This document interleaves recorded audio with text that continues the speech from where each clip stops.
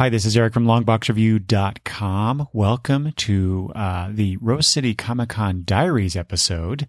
So in early September 2018, me, my wife, and my two granddaughters, Madison and Gabby, all went to Rose City Comic-Con. This is, I don't remember how many times we've gone but this is the fourth or fifth time that we've gone to Rose City Comic-Con. And it's become sort of a family affair, a family vacation, which is actually the only vacation we took this year. But we did that. And after every day of the con, I got together with Gabby and Maddie, and we talked about our day, the previous day at the con. And so you'll hear Gabby, then Maddie, and then I think Maddie, and then Gabby. I recorded them individually those first couple days. And then after that, there's about an hour-long recording of me with Damian and Matt, whom I also talked to last year when I went to Rose City Comic-Con, if you want to go back and listen to that episode. And there's that. There's about an hour long. We recorded at a place called McMenamins.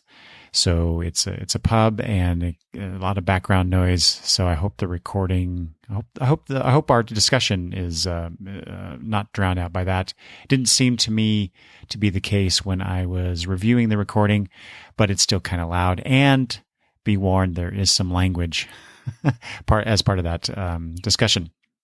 And then come back and you'll hear me talking with Madison and Gabby once again to talk about the final day of our con experience.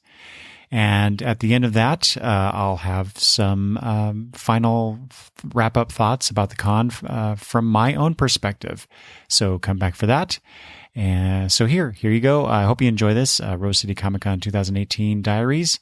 Take it away, girls. Okay, I am here with 14-year-old Gabby, right? 14? Yes. Yeah. Sometimes I forget your age. It's because I'm old and have lost my brain cells. So we're talking about Rose City Comic-Con Day 1, Thursday, September 7th. Yes. So Gabby, how was the first day of the con for you? It's actually pretty fun. I liked all the artwork and everything I basically saw. Yeah. So what was the coolest thing that you saw from yesterday? From yesterday, the coolest thing I saw was the horse picture, which is very colorful. You're talking about the one where the artist had drawn a bunch of these horses, and this particular one had like the interior of the horse was like a galaxy. It contained a galaxy inside it, right? Yeah. Yeah, that was pretty cool. We have to go back and find that artist and see if we can buy that one. Yeah. For you. Okay. You attended a lot of panels with me yesterday. What was the most interesting one? The very first one. The very first one. Which I forgot their names, but the Kelly Sue DeConnick and Chelsea Kane Spotlight. Yeah. Yeah, and why was that? Why was that your favorite one? It was my favorite one because it's like they're really funny and it sounds really their comics sound really interesting to me. I really want one of those. Yeah. Okay. Anything else? No. Anything else stand out in your mind about yesterday's con? Because you were kind of I think you were getting a little bored with all of the panels that I went to yesterday. Yeah, I was.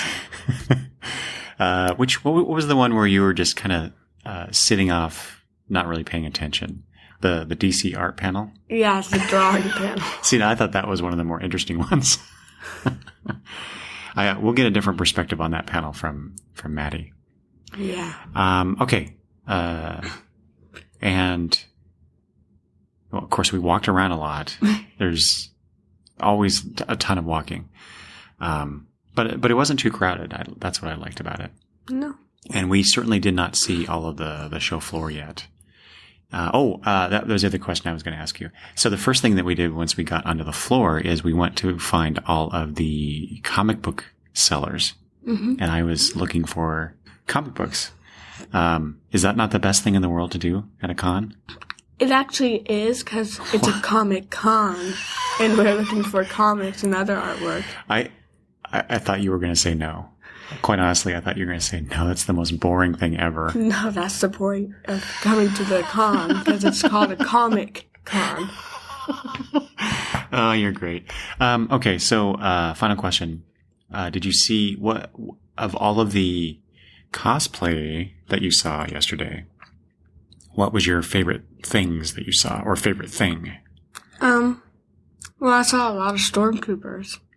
Really? I didn't really see that many stormtroopers. There was this little kid area that had a lot of stormtroopers dressed up for kids to take pictures with. Okay, yeah. I meant just kind of walking around. Oh, kind of walking around?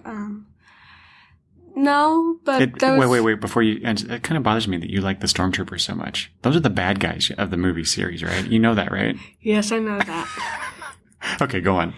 I didn't really like most of them, but I liked one specific one. There's this guy that dressed up as a zombie, and when I was walking back from going to the bathroom to the panel we were at, he walked out of his bathroom, and he made me jump. Wait. You liked his zombie look because he made you jump, or because it was just a cool looking zombie? Because it was a really cool looking zombie. Okay. But it was really funny. That part is really funny. I jumped when he came out of the bathroom, and he walked right in front of me. I was like, whoa. All right. Okay, anything else about con day one? No. All right. Well, thank you. You're welcome. All right, I am here with 10-year-old Madison. I am not 10. We had this conversation in the last episode you were on, didn't we? Yes, I think we did. Fine. Nearly 13-year-old Madison. There you go. There we go. Okay, so how was your first day of Rose City Comic Con in general? Good. It was very good and fun. Why was it fun? I don't know, it just was. Like, the cool, like, the cosplay was kind of cool. Only kind of cool? Yeah. Yeah, I heard you talking about this earlier. So you didn't really see anything that was all that really great or fantastic yesterday? Like, there's that one guy who's super, like, who can stretch a lot in the DC comics. I forgot his name. Plastic Man? Yeah. I saw a girl dressed up as him. Yes. That was amazing. Yeah. And then, I saw a Nightcrawler. He's from Marvel Comics. Yeah. Blue skin with a tail. Did you see him too? Maybe. Yeah. Well, that was pretty amazing, I thought, but. Oh yeah, we saw the Baby Yoda. Baby Yoda. Was it the woman that was carrying Yoda on her back? I thought it was a guy. Oh, I saw a woman that had a Yoda. It was a guy it was Star Wars. He was dressed up, and then he had his baby on his shoulders, and he was Yoda. Oh, the baby was a Yoda. Yeah. Oh, see, the woman I saw was just like a doll type thing. So the baby was dressed up as Yoda? Oh my God, I wish I would have seen that. We saw it while we were sitting at Kirby Crackle. Oh, I missed that. Yeah, because when we were sitting there listening to Kyle sing, they kept bringing out all these different characters. Like Peppa Pig, George Pig. Peppa Pig and George. The trolls. Yes. No, not Peppa. The trolls from, what was that movie? Was it Trolls the movie? Yeah. Okay. Branch and Papa E. Yeah. Okay. All right. So there's that. I wanted to ask you, cause one of the greatest things I think, there is about going to a Comic-Con is shopping for comics. And I know that's your favorite thing in the world, right? Totally.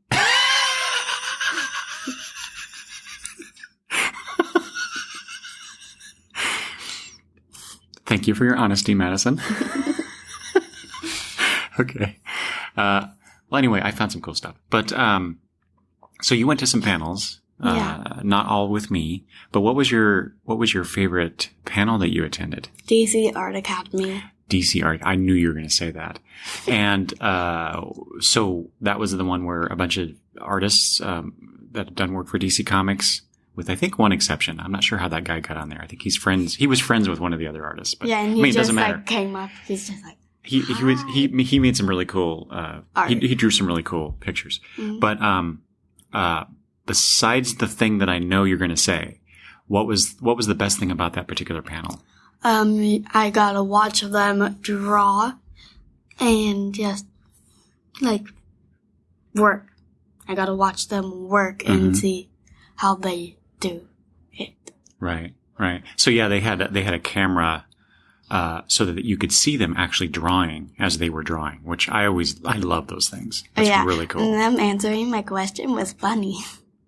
Cause they are just like, I don't know. Well, wait, let's back up. So, you wanted to ask a question, and I said, go right ahead. And what was the question you asked? Why do you draw? Why do you draw? And the response to that was pretty funny. They had no idea. Well, no, they did. It was just like. But it's like that's a very existential question for an artist. What?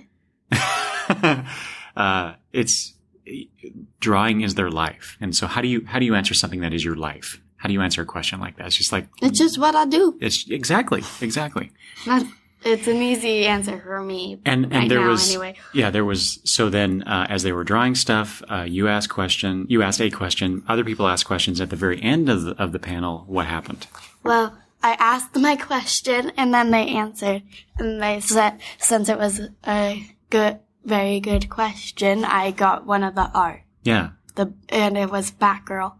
Drawn by Chrissy Zulo. Yes. I believe. I think that was amazing. That drawing. I can't wait to show this in the future video that we always do. Yes. I'll have you show it.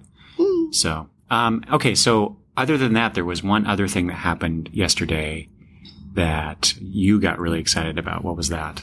I got, some books, from Sebastian Jones. What was the book? What was the book? The main Niobe. Niobe, yeah. And I got his children books. Yep. The I Am series. So there was I Am of Mixed Race, and I Am living in two homes. Two homes. I Am Awesome. Oh, is that the other one? I Am Awesome? I didn't look at that one. I'll have to take a look at that one. And then there was one other one, right? Yeah, I don't remember the other one. Yeah. Okay. Well, we'll show it in the video. I also got Pinata. Pinata? It's the one. Oh, right. The one that, tells the story of how to make a pinata. Yeah, and the pig pinata. Yeah. And the guy that makes pinatas come to life. Oh, yeah. That kind of like that Pinocchio story. Yeah. So, yeah, that... I also got a poster. Yeah, that... Niobe. Right. Niobe. Well, that's what drew you in, was seeing that print of the character. And then as I understand it from you and my wife, he was quite the salesman. Yes, he was. What did you say? He tells a good story or something? He's a good storyteller. Good storyteller, yes. I think he's more of a good salesman, but okay. He is a good storyteller, though. Okay. All right. Okay. Anything else about the con you want to say? Well, from yesterday? We found out that Sebastian Jones is also working with Rue from the Hunger Games. And her name is... Her real name is... looking it up here. No, that's the artist, Ashley Woods. Amandla Stenberg? Yes. That's Rue? Yes. Okay. It is Rue from the Hunger Games, so... Yeah, so, and she is also a model of Niobe. Yeah. I can see that I think in the eyes of the character on the cover here. Just like the face. Yeah. All right. Anything else? No, I don't think so. All right. So you're looking forward to day 2? Yes. And day 3? Yes. And going back home? Hopefully there is more cosplay. Today's Saturday, so I bet you there's going to be a lot more people and a lot more cosplay, and just keep your eyes open. We'll talk about it in the future. So this is Sunday morning of the con. We're going to talk about yesterday, Saturday, which was the second day of the con. Mm-hmm. So Madison, what were the highlights of yesterday for you? Well, I'm not sure. I liked watching Kirby Crackle and for the 10 minutes you got to and watch him. Sebastian Jones. Right, because the reason you could not finish listening and watching Kirby was that you went to the Sebastian Jones panel, which was all about what exactly? Like how to create a story. Yeah, the creative process, and he was giving some advice, wasn't he? Mm-hmm. Based on his experience. And what's funny, because you and I talked about him in the first set, or the first recording that we did, and you told me your experience with him. And then Saturday, you and I, when we first got to the con, you went with me, and Gabby went with Grandma. And so we were shopping for comics, which is, I thought you were going to say that was the best thing about your day yesterday, but no. Madison doesn't want to answer that question. But we walked by his table, and he remembered you. Yep.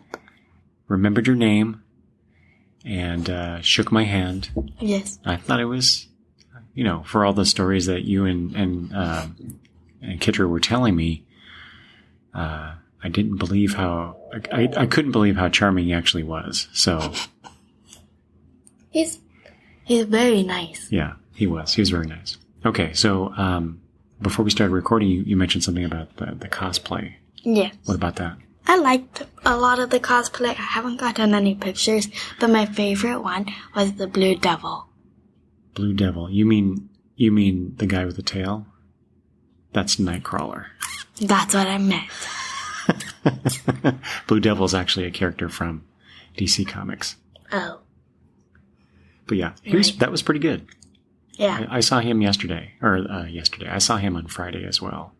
Also, the Beast Boy was cool too. The Beast Boy was... Well, did you see all the Titans? The Teen Titans? I saw a few of them. They had a Raven, a Robin, Beast Boy. I don't remember seeing a Starfire, but there was a Cyborg as well. And they were doing a group shot. I didn't see that. I did see some Wizard of Oz, and Yes. Incredibles. Yeah.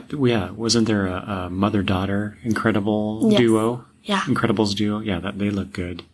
And the Family. Wizard of Oz, There was a Tin family Man, one too. a Scarecrow. Did you see a lion? Yes. You did? I think I think so. I might not have. I think I did. I didn't see one. I'm not sure. But we saw Baby Yoda. You did? Again? It was yesterday. No. Oh, yeah, right. We talked about that already. Yeah. Or did we? I don't remember. No. I don't remember if we talked about it on I the don't mic think or so. not. I don't think so. Yeah, maybe just a conversation we were having. Anyway. So what else about yesterday was lots of fun?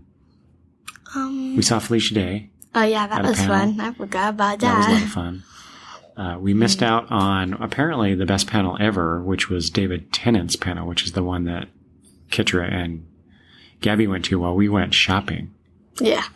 So I apparently missed out. We apparently missed out. Oh well. Oh well. Maybe it'll be on YouTube. That happens. People record stuff and put it on YouTube. Mm-hmm. Anyway, I don't know. What else? What else did we do? What else did you do? Besides mope around because we were shopping for comics. Or is that about it? No, I'm trying to think. Yeah, thinking silently is good for dead air. What? For the recording. Oh. Well, I don't know. I saw a lot of princesses too. Oh wait, and like with the Wizard of Oz, I saw the No, wait. I'm not sure if it was for Wizard of Oz or for Wicked. I saw the Good Witch and the Bad Witch. What? Well, The Good Witch of the North and the Bad Witch of the West. They're both characters in both sets of stories. So. I know. I don't know what they were trying to do, though. Which version they were doing? Because one was pink. I saw a white one, I think, and a pink one. I saw two. So. All right. We did stop by Chrissy Zulo's table. I got a sticker. So that you could thank her for the Batgirl sketch that you won at the DC Art Academy panel on Friday. Mm-hmm. She was really nice. Yes. And she also remembered you as well. And I thought some of the stuff that she talked to you about was about art and all that kind of stuff was, I thought, very encouraging of her for you. I don't know how you feel about it. I don't know.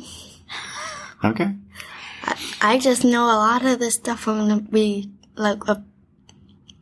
we came to con, and I think it was like the first night of con, or just like a while ago. You're just like, this stuff makes me want to start writing again. Drawing. Yeah. That's what I mean. Well, writing and drawing. That's true. Yeah. We'll see. And then I'll draw for you. And there was okay. Let's make a comic together. Except if it has animals, then I'm like, okay, bye. I can't draw animals. That's right. I can't draw their body. A lot of people that work professionally in comic books can't draw animals either. I can't draw bodies. Animal bodies. But I can draw their face. And their tail. Oh, I know something else that you particularly enjoyed, and that was when we went over to Damian's house for dinner and you got to hang out with his daughter. Yeah. You guys seemed to really hit it off.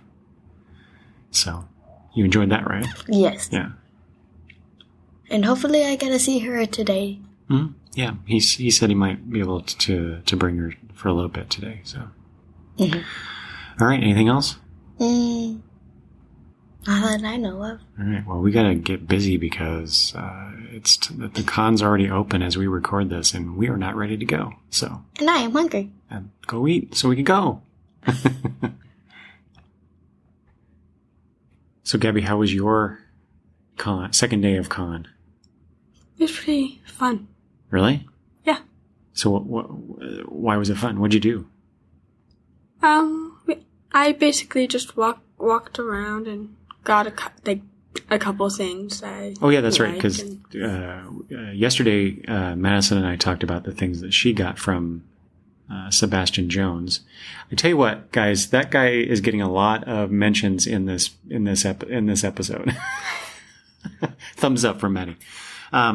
Anyway, but you hadn't gotten anything yet. So what was the special thing that you got yesterday?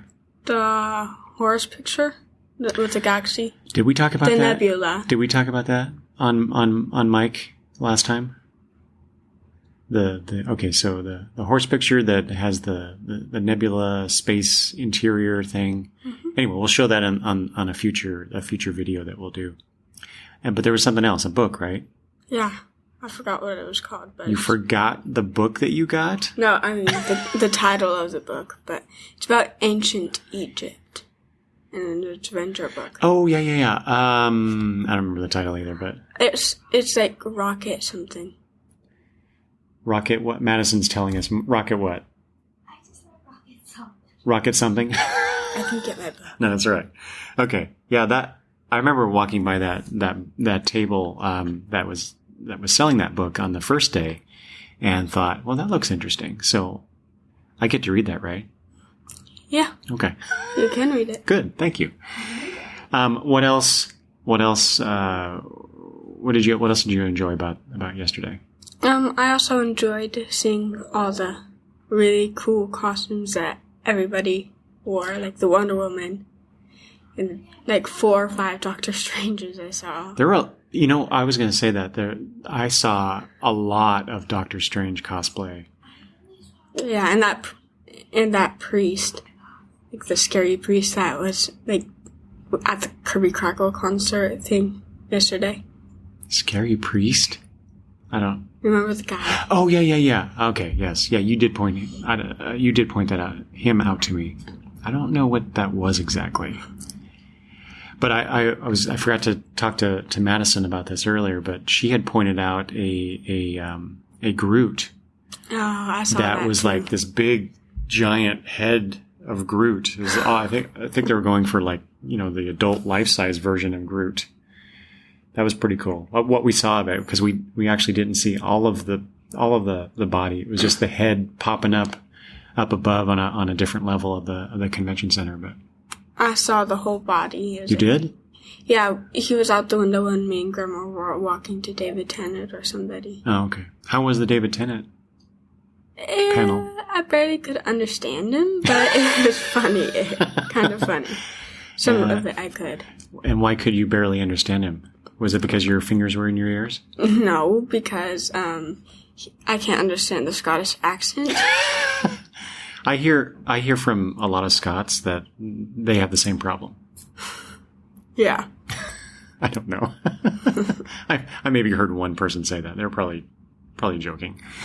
Okay. Anything else? No. All right. Well, I guess it's on to the final day of the Comic-Con. And hopefully we have some good experiences today too. Hopefully. Okay. Let's go.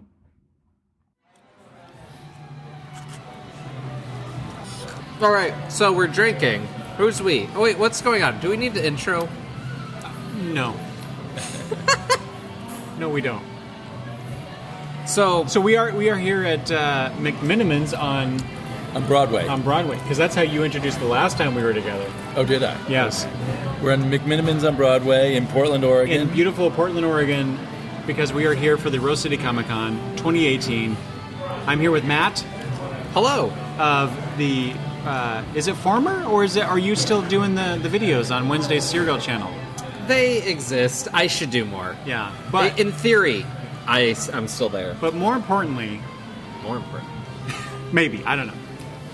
In addition to, he's also the co-host of the Untold Talks of Spider-Man, and more importantly, yes, the co-host extremely important with Damian of the Never Stay Dead podcast, one of my new favorite podcasts ever. Yes, and the number one project in Matt's life.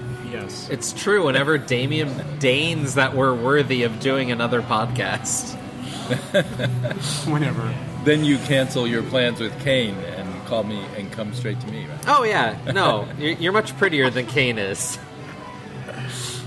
I'm sorry, Kane. If that's true, you're in trouble. Oh my gosh!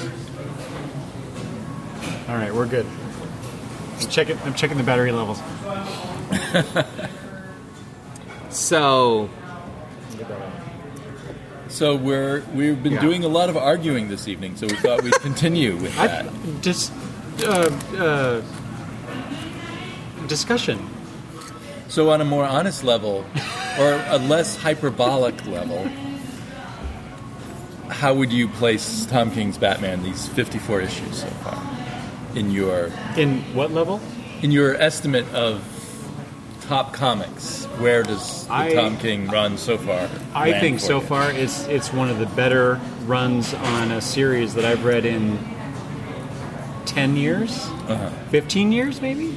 How would 15, okay. You wouldn't rank it above Batman Year One, would you? Maybe? Oh my. No. It's because it's hard to compare 54 issues to 4 issues. That is such an iconic story. Right. That it's really, I mean, David Mazzucchelli and Frank Miller just did... That's a mini, not a series, right? Well, yeah. Yeah. But if you're going to rank things, you just have to pick the best things. I know, but I think it's unfair to equate those two things, because Batman Year One is one of those origin stories that transcends the character, right, to some degree. That's one of the comics. But there was a time when it was just the latest issues of Batman coming out. That's and now true. Tom King is just the latest issues of Batman. Very true. Very true. Is that any comic ever made? Yeah, but I mean, it wasn't an event when it came out. It was just the regular issues of Batman. That's not true. It is true. I was there. No. Who cares? So It was Batman, whatever in the whatever numbers. I can't even remember the numbers. Yeah, exactly, right? Because I have the trade of this as well as the issues, right? Because I got it when it came out. It was just number blah, blah, blah, blah, through blah, blah, blah, blah, right? And it wasn't a thing other than trade dress on the issues. Right. It was only after the fact that everyone realized, wow, Exactly. look what's happened. Exactly. Look what Well, they did. I don't know, maybe not after Maybe the fact. real insidery people, but me as a regular reader at the time. Because it was after Dark And there Knight. wasn't the kind of hype you get now. Exactly. It was I just not like remember that. going and, wow, look at that. It's Frank Miller. And I hadn't heard of David Mazzucchelli before, so I didn't know how great of an artist he was going to be going in. Boy, once you read that, you knew how great it was. Right. Yeah. So, okay. Yeah. Now that we're talking about it, no, the Tom King Batman does not transcend that one, but Right. it's pretty damn good in my So opinion. it What the hell transcends is wrong with you? most longer runs you've read in comics I think so. in recent times. Yeah, I think so. I love Tom King's style. Uh-huh. I love his take on this character. The Bruce, I really what it's not his Batman. It's his Bruce Wayne. His Bruce Wayne under the cowl. Uh-huh. That is what I'm really Okay. really gravitating towards on this. So, I mean, for me, I feel like there's been some fabulous issues, but the overall thing, I don't connect with it, or I don't quite see what it is. Mm-hmm. Like, for whatever King's doing, I'm not there. And when I read his vision, and I'm reading Mr. Miracle, I can tell, I can get it. Although Mr. Miracle's more complicated and there where we it's go. going. But with his Batman, to me, it's his lesser work. Maybe just because I'm not connecting to it. Lesser in Lesser comparison to than those. the Vision and the Mr. Well, Miracle. I don't know. It's kind of hard. It's kind of hard to. It may really be hard to compare. those but because those are limited runs on very specific takes on those characters. those are ones where he's taking more minor characters and kind of doing a whole new thing with Yes, exactly. them. Giving them the Tom King treatment. The Tom King treatment. And Batman, he's sometimes giving it to me. It seems like he's like saying, "Okay, I'm going to give him the Tom King treatment." wait. No, I'm pulling back and I'm doing something else. Do you think he's doing the Tom King thing like he did on Vision and Miracle Man and applying it to Batman, and that's I think it doesn't mesh? I think he's hesitating to apply it. That was my take. He's only going halfway. Is he hesitating, or is it editorial who's like, Well, that could be it. Tom? I mean, I'm just the reader. love your stuff, Tom, but Batman is a different animal. But I question if Tom King is really a superhero guy, because I feel No, he's not. doing the Vision. He did the Vision as not a superhero, and he's doing Mr. Miracle as not a superhero. With Batman, I feel like he's torn between trying to do a superhero Yes. and doing this non-superhero thing he does That's with that's iconic exactly superhero right. characters. That's exactly right.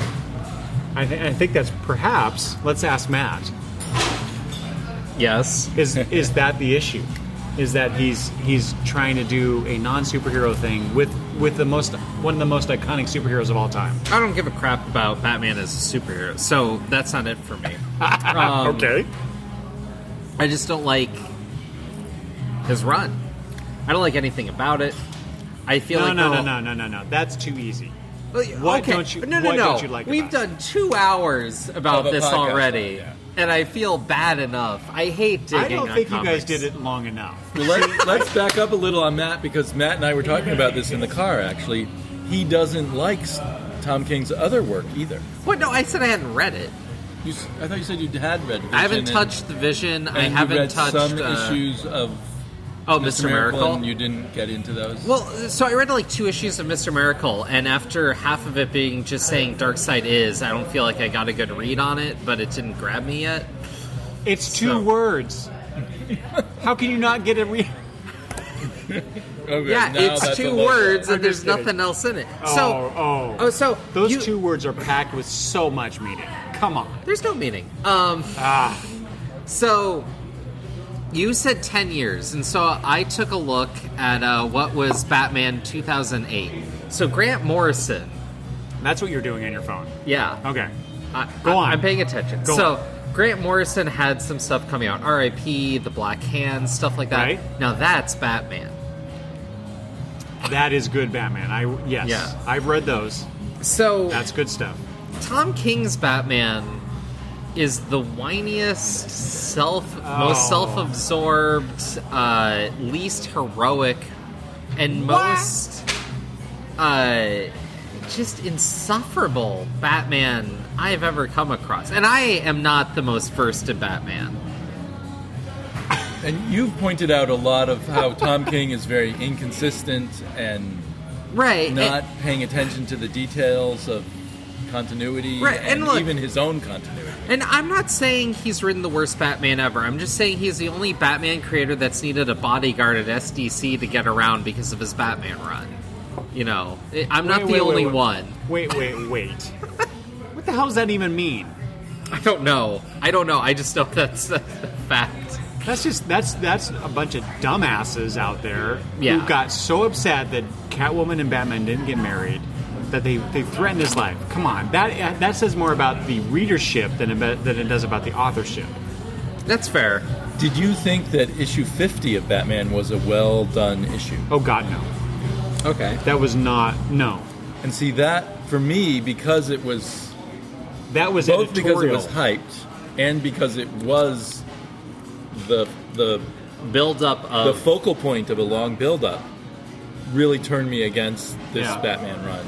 I stopped reading it and I plan to come back to it when it's completed and read it all at once rather than month by month be kind of annoyed by it. Because we're in the Tom King And I'm hoping run. to love it when it's all done, but I don't know if I will. But I hated issue 50 and it made me retroactively dislike about 20 issues leading up to it. Oh, So I he's don't been- understand that. He's been on jury duty and had to give up being Batman for a hot minute, right? Okay. Is that where we're at? Yeah. The cold days. Is that the storyline? But Matt and I can certainly judge that storyline having not read it. Or have you read it, Matt? I've read, I think, all but the most recent issue. Oh, okay. Oh, okay. I just read that most recent issue. I don't know why I keep reading it. And on Twitter you said you thought the last issue was brilliant. Number 54 Yeah, I or thought it was 53? great. Yeah. I favorited that tweet. Thank you. Yeah. We give hearts to all of Eric's tweets in hopes that he'll invite us back on the podcast. That will happen. I try to be friendly with opinions I don't necessarily agree with all the time, you know.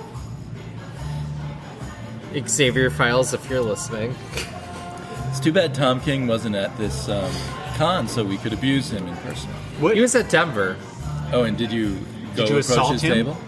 I talked to him real quick. What did you say?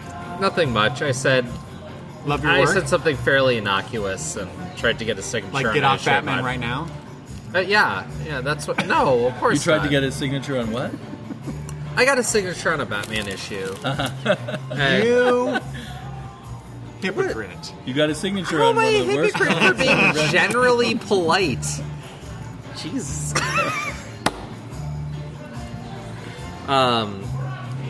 No, I kind mean, of abuse Matt night. It's turning into. It is. We have been teaming up on him a little bit, haven't we? Tom King is interesting because his personality in person is much different than the vibe I get online or from his books. Because his books tend to have a more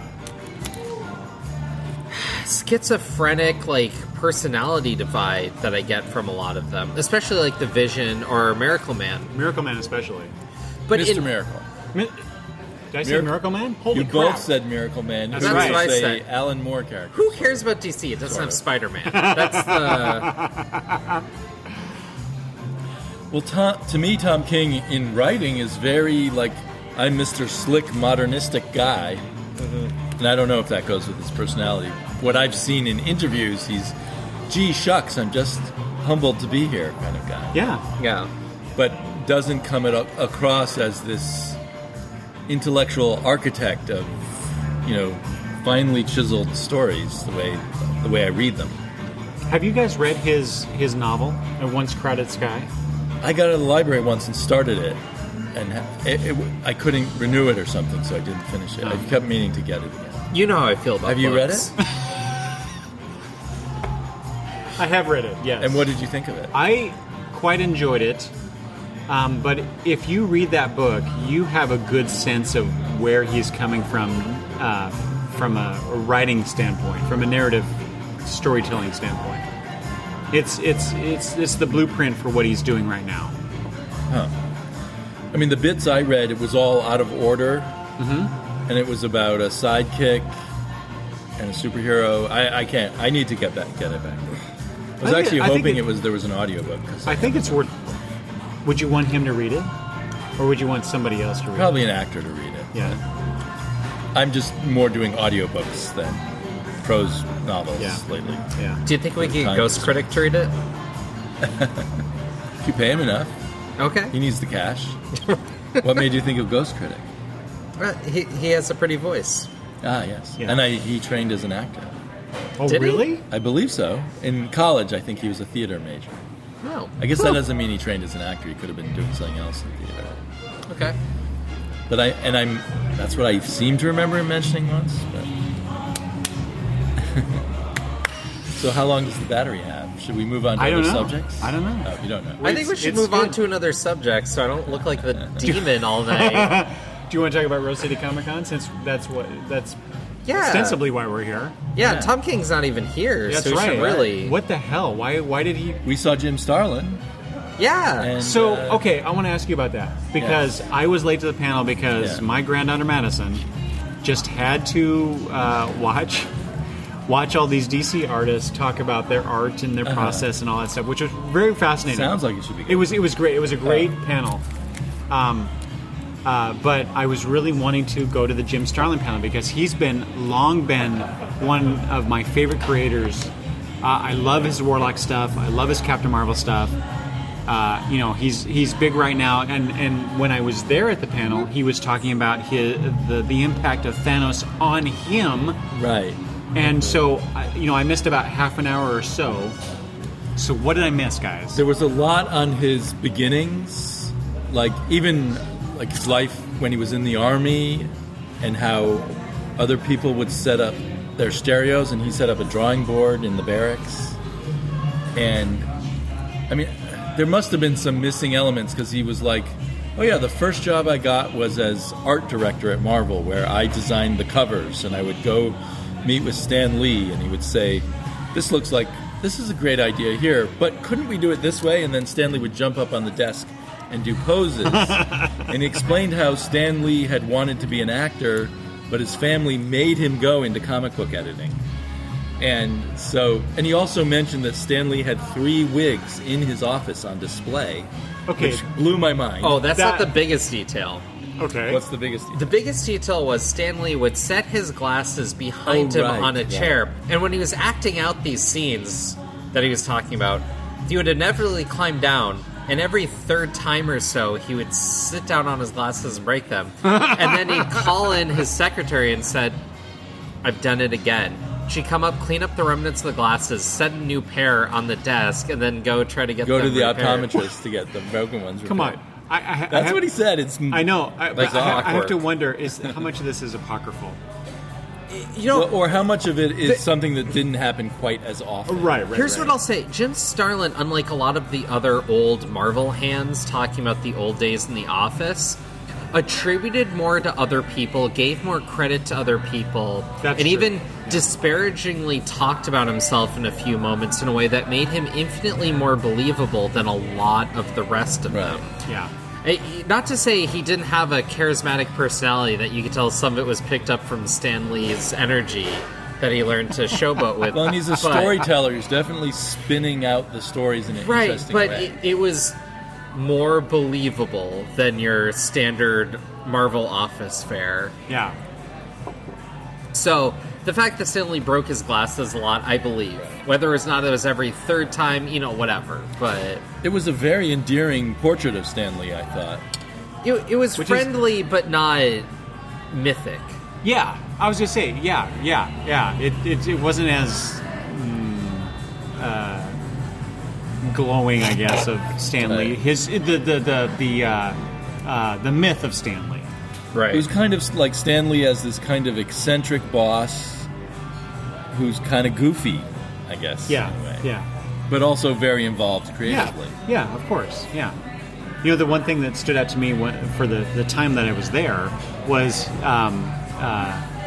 how Jim Starlin attributed the Thanos and death relationship to Sam and Diane from Cheers. That was quite a amazing. shock. Wasn't that amazing? That was like, oh my god. I've even heard of Cheers. Yay. You Earlier we ran into the fact that he didn't really know who Ricky and Lucy were from the I Love Lucy show. who Matt? Matt didn't. Yes. Yeah. Sorry, not Yes. Jim Starlin. Yeah, hang around Matt. I don't know about you, Damian. But hang around Matt makes me feel a little bit older than I feel. Yes, it does make one feel older. That's all right though. That's all right. Try my best. There was something else that he said that was like this revelation, like the Sam and Diane thing. Do you remember what that was? I'm blanking on it now. Was there something else? Well, he said that Thanos, I don't know if this is what you're thinking of, but he said that Thanos was not based on Darkseid, he was based on Metron, one of the other new gods. Oh, I did not hear that. That was, yeah. And Metron is kind of amoral, and he's only interested in knowledge, and doesn't care whether it hurts anyone or whether it's good or evil. And you were I can see glancing those over connections. the showmanship, because the way he said it was, everybody says I based Darkseid, or based Thanos off of Darkseid, which isn't true. I ripped him off of Metron. It's just this Right. very endearing moment. I really enjoyed his, I don't know, his honesty, or at least the appearance of the honesty in, Yeah. in Right. this conversation. He was Yeah. just very forthcoming, and you just couldn't help but, I don't know, for me anyway, couldn't help but just believe him for what he was saying. Yeah, definitely. Yeah. Yeah. It was sad to hear that he'd hurt his hand and cannot draw anymore. Oh my god, that was a revelation to me. That really made me sad. Because- I love his artwork. Yes, because you know, they had done that final OGN, his Thanos OGN for Marvel, and you know, because he split from Marvel because of that whole Right. fiasco. Was he drawing that one? Was the hand injury or the hand situation, was that as He said it was a year and a half ago, so I don't know. Oh, okay. And he all along has drawn less and less, I think, over the years. That's true. That's true. And he has certain artists that are his go-to artists, like Ron Lim. And, Of course. And now it's because Alan Davis, Alan I Davis guess. has been doing the last Right. few OGNs. That's right. Right. Well, and to me, that's like, okay, no problem, because Another Jim Starlin really writing cool and artist. Alan Davis drawing, that's a must buy for me.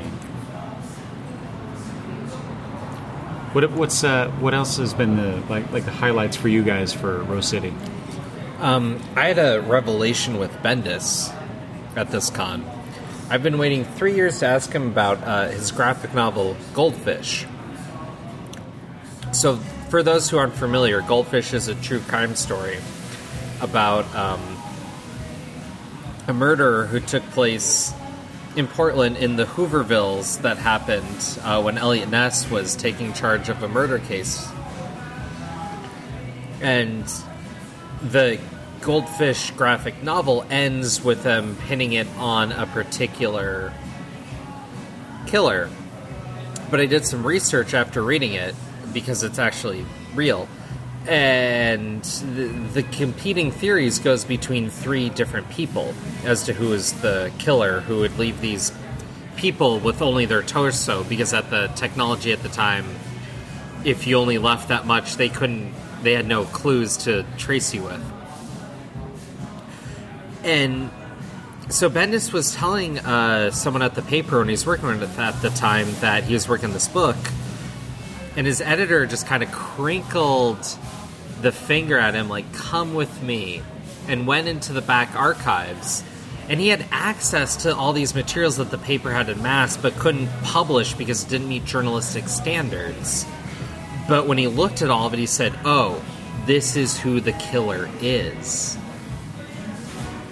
And so I found out Bendis had access to this insider knowledge that about no one has had access to for years since the case was open. That's how he closed his novel. And he said, they basically handed the ending to me, and I had no idea that I was going to stumble across that. And here, all these years, I thought he was just piecing together the most probable conclusion to him across the 3 based on a handful of things he knew. But in fact, he had all this knowledge that even with all my research and reading into it, I would have never run across or heard about. And so it's this really fascinating idea that, oh, well, he just knew more because he had access to more reading. And that was the biggest thing for the con for me this year. I don't know. Can you That's top really that, cool. Damian? No, I can't. Because I can't. That's pretty cool. I've only really gone one day so far, and tomorrow's the last day, so maybe I'll have a highlight tomorrow. I really we're not enjoyed recording the tomorrow. I really enjoyed the Jim Starlin Yeah, that was pretty panel. cool. It's good. I really hated and I'm sad to say, I really hated the panel with Kelly Sue DeConnick. What? I found it What? tedious. What? Particularly at the beginning when they launched into... I'm not sure if the person who asked the question, the panel moderator, meant them to be talking about Trump or if she meant them to be talking about politics and comics, but Well, I think she the did. long talk about Trump, Yeah. to me it felt like she had nothing new to add that I haven't heard a million times and haven't thought myself. I want to But editorialize. she took a really long time to say it. That is true. So that sort of set the tone for me. Someone asked a question in this comic panel with Kelly Sue DeConnick and Chelsea Kane, and it led Kelly to a 20-minute, it felt, diatribe about the politics of the day, which I think many could commiserate with, depending where you land on your politics, but even for someone who could agree with her on some level, it was too long of a diatribe for where we were sitting at that moment. See, okay, so I had to leave the room to take a phone call Okay. with my daughter. So I just got the very beginning of that, and then I got the very end of that. Okay. But what the sense I got was this very visceral, honest, I'm still formulating my thought type situation from Kelly Sue. Yeah. And so it seemed very honest and immediate to her. And so I guess I responded to that. But again, I was gone for about, I don't know, it seemed like 10 minutes, but it probably wasn't quite that long. Yeah. So what... Yeah, I'm trying to remember I other think- stuff that Kelly Sue talked about that also left me very... I don't know. So I think I was more there for Chelsea Kane, really. I wanted, because I'd never seen her on a panel, Right, and I wanted right. to hear more what she had to say. And I did like some of little bits that she said, but both of them seemed to be doing a shtick of some kind. Well, they seem very comfortable with each other, that's for sure. Right. Like Yeah. they've done this before, perhaps. Well, and an interesting thing is because Chelsea Kane basically said, and I don't know whether it was genuine, but she said she basically ended up writing comics because she's gone to lots of parties with comic book writers. And at a certain point in my life, I went to lots of parties where I would see Chelsea Kane. And so I kind of pictured Chelsea Kane just going to every party in Portland. Wait, what? Yeah, Really? Because, in the late 90s, very late 90s, early 2000s, we were sort of, at least occasionally, in the same circles. And like I was dating a woman who had gone to the University of Iowa when Chelsea had, and they had parties where they got together, and there Chelsea would be. And then I went to a party from one of my wife's coworkers, and there Chelsea would be. And I also was writing for some websites that she was writing for, so I'd go to editorial meetings, and there were Chelsea. And she's a charming, charming person, a really friendly to everybody, gracious kind of person. And I was just sort of wanted to hear more about her in comics. Yeah, that's true. The panel was... And there was little bits of it, though. Yeah, but the panel was supposed to be a spotlight on those two Right. ladies, And their image work. ostensibly. Can I get a pint of Ruby? Yeah, of course. I'd like a glass of Ruby. Glass of Ruby. Blackberry cider, please. Sounds great. What's a glass? It's a half pint. It's what McMiniman's Man called. up. I'm just joking. Dude, I said this before. He's our driver. He's got... One of the He's cheapest irresponsible things you here. can say to a man is man up to try to insult them. It's true. It's easy and lazy. And it's affordable. And I am the driver. So he gets major props. Come on, Matt. It's true. Damian right. is the most beautiful driver I've had tonight. And I'm happy to woman up. I'm no sexist. You know, no matter what Chelsea Kane may think. Some people would say woman up is the more robust term. Uh-huh. Oh, I agree. You know, the vagina is the more powerful of the two genitalia. Yeah. But I prefer my penis. Okay. Anyways. Crystal won't be saying man up while she's giving birth. Yeah, I don't know. I do want to point out, I stopped by my God. Chelsea The show is Kane's off the rails now. booth earlier today. Yes, and that In the vein of kind of shocked me genitalia. when you said that. I'm sad. So she's selling her what's the name of the book? Manhunter. Book, Man-Eaters. Man-Eaters. Man-Eater. That's Man-Eater. coming out in September, and she was selling some advanced copies at the So I went to go pick up a copy, and her booth is pink. It doesn't have her name on it. And Wait, what? It doesn't have her name? it doesn't have her name on it. That's weird. It is weird. And there's some symphonic imagery, and there's a box that said tips to defeat the patriarchy. By symphonic imagery, do you mean vaginas?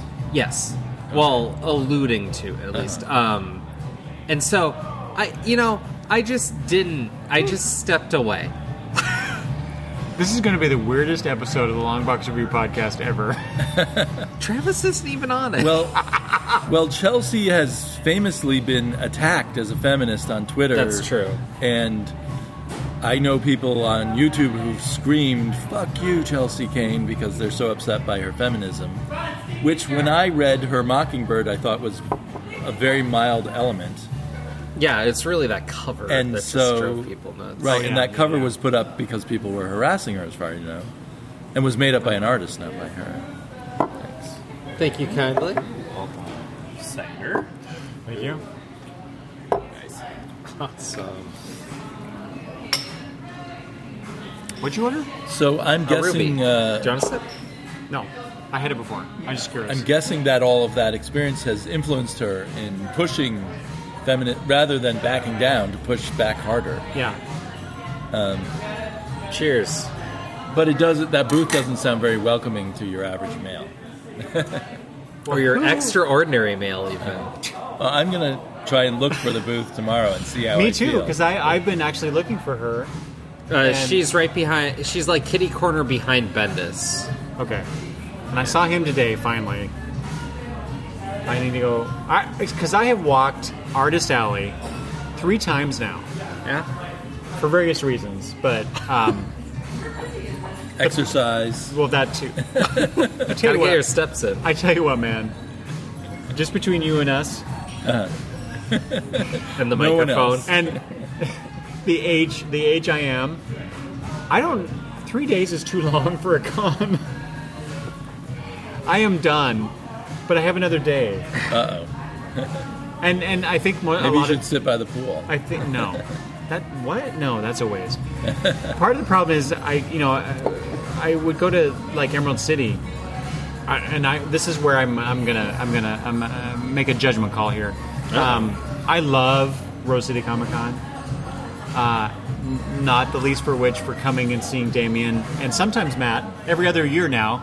Yeah. Matt. That's why he's not coming back. Well, I'll Travis. tell you when Matt's coming, and you can avoid Yeah, this year's. Travis. Well, Travis might be coming next year, so that'll Well, be a then draw. Matt definitely wants to avoid that. No. He's so grungy. All right, stop it. Travis is awesome. You He is know it. awesome. You know it. Okay. I don't know how he smells though. Jesus Christ. Okay. Have you been What was sniffing I? us? What was I saying? You're gonna make a judgment You were call on talking this about compared to Judgment Emerald Judgment City. Three. Yeah. Okay. And So Emerald City one and- of the major things I come to cons for is the shopping, comic book back issues, right? Yeah. I'm sorry. You have, Damian. You have great comic shops in this area, and I've gotten Right. some good stuff.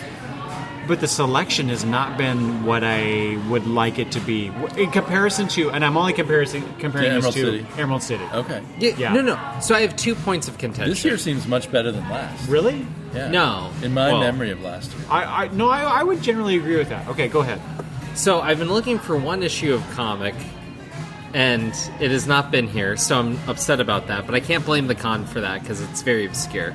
And but the bigger one is that I've been just trying to get some cheap comics, and there's no quarter bins. There's dollar bins, and they're crappy dollar bins. Yeah, like someone took the comics and put a box on top of them without any kind of protection. Yeah. And they're like no bags, no boards, like 20 and years they're old. and they're just sitting there. And don't get me wrong, that's fine for a quarter bin. Yeah, not a dollar bin. Yeah. And so I picked up a few issues of Spider-Man, and then I was sitting with 10 issues of the Web of Spider-Man in my hand because that is my lot in life. And then I put them back because I said, no, this is quarter bin, not dollar bin, and they don't deserve... Wait. 4 times or 3 times. Okay, so... How many issues do you have in your hand? 10.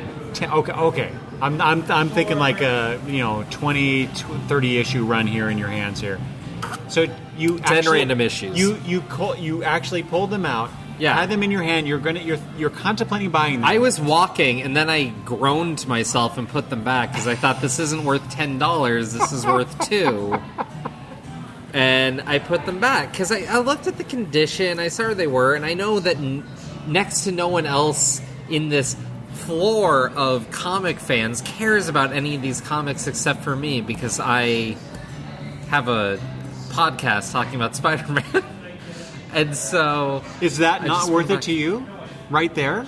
No, because I can go read those issues for what I normally digest and just go read them. Because they're just old web of. Pirate, he means. You mean pirate them, rather than pay. Yar.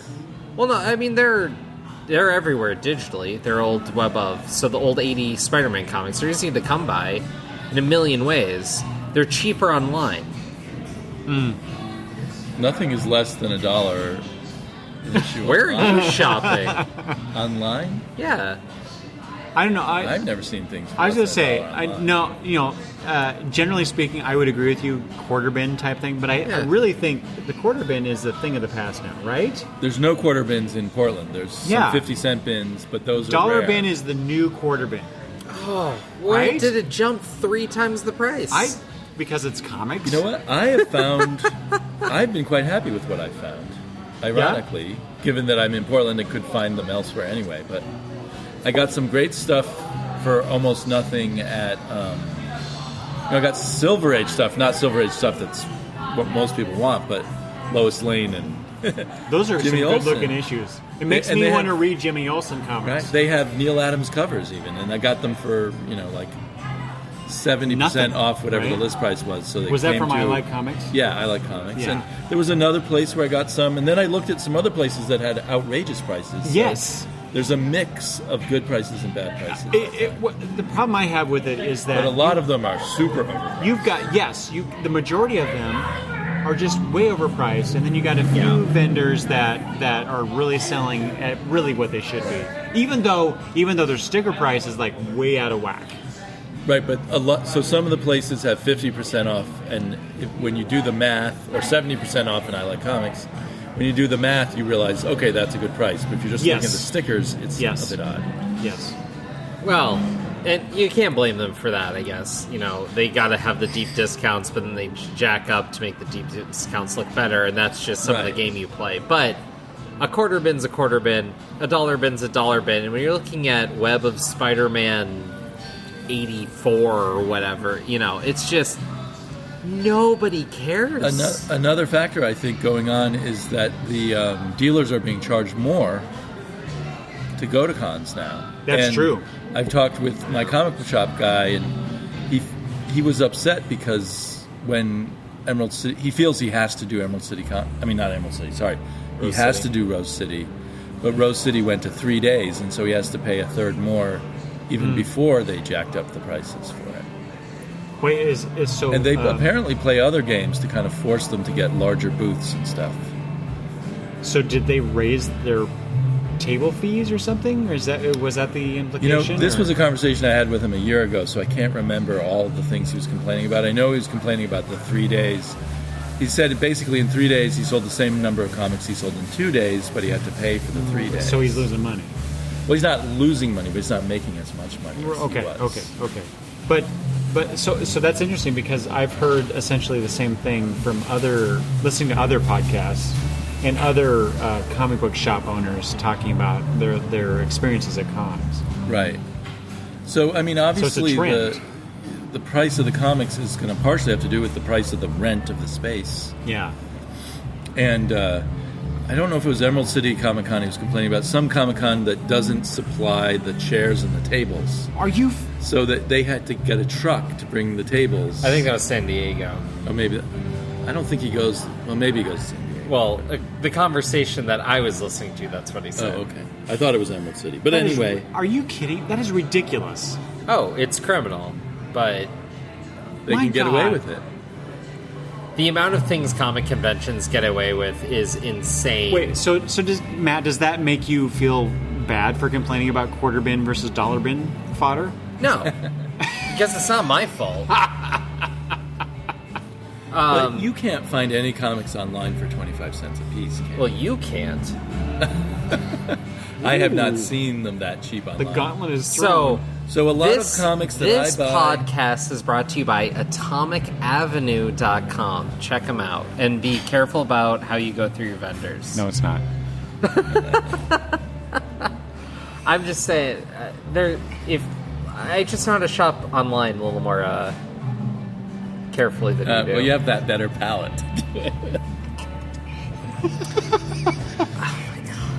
Just so listeners know, Damian and I have been on Matt's case about his delicate beer palate. His beer snobbery. Just because I have taste. Ooh. Okay. So anyway, well, then I need to explore Atomic Avenue because I've never heard of this place. in general, my shopping online, I can get comics. I think, comics that I can get from 50-cent bins, I could get for $2 online or $1.50 or something. Is my general finding. I got But all that's from Wildcats comparing for $1 an shops, not issue. the convention. Okay, I'm gonna have to look this up. But I think if you look around, there's more comic vendors this time, and I think if you search enough, you'll find some that are good. Yeah. But maybe I haven't gone to that many cons. Maybe once upon a time, cons were the place to get the best bargains, and they may not be anymore. Well, that's been my experience just going to Emerald City.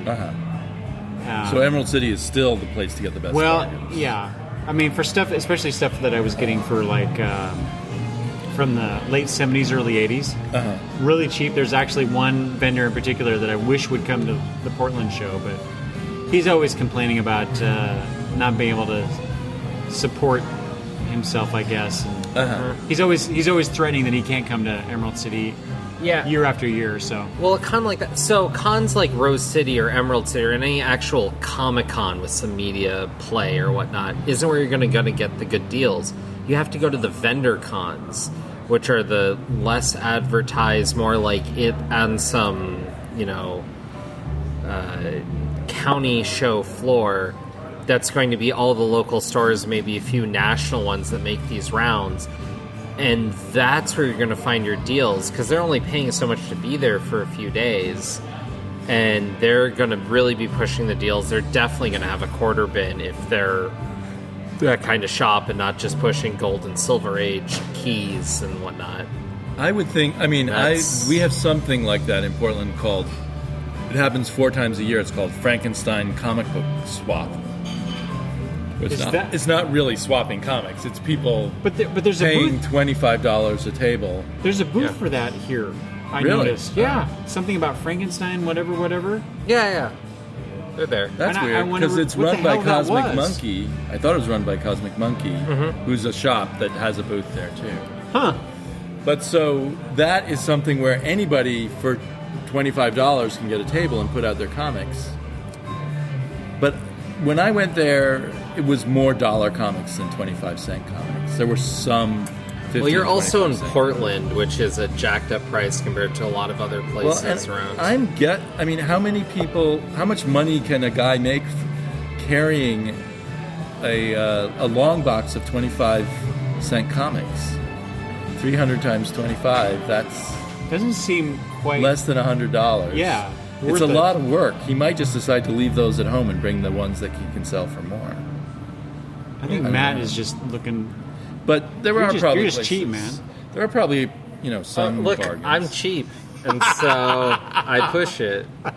But a quarter bin's a quarter bin, dollar bin's a dollar bin, and if you're charging me $1 a comic that I can go read online for something I'm already paying for, I'm just not going to do it. Wait. So how much does digital comic reading play into your day-to-day comic reading? Significantly. Really? It's the majority of it anymore. Really? Yeah. Okay. But Matt is not, well, Ooh. Do you want to finish that thought? no, maybe not. It's up to Matt to finish that thought. But, I mean, when I buy digital comics on sale, they're $1 a piece. They're never less than that. So, for me, Yeah, 99 cents. Yeah. You talk for about- me, I can buy 50 cents. I can buy the same comic sometimes for 50 cents if I can find it. Unless you're on in bins. Hoopla and you're reading it for free. Well, yes, on Hoopla I can read them. You read and the your trades damn for people free. with Hoopla. I don't have that opportunity in I with guess my local library. Your local library is No. cheaper or has less money, maybe. Yeah, that's very true. Because they do have to. The library does have to pay for Hoopla. Yeah, so it's yeah. not free. Yeah. I'm so For jealous. taxpayers' though. money. I'm so jealous. Our Hoopla's gone up. It used to be you got 8 trades a month or 8 titles of whatever you got, and now it's 10. So I'm really enjoying that. Just rubbing it in. Yes.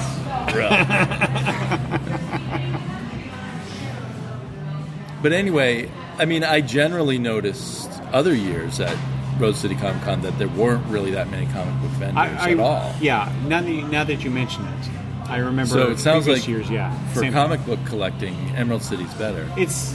I don't- Yes. But you were also talking about the energy level. I definitely feel like I don't have the energy level from what I hear Emerald City is like. Where Well, you have that's go ahead and wait in line to get into the panel and all of that. Yes, stuff. there's that, and it's I really 4 have no days. patience for it. Oh, It's 4 days. Can you imagine?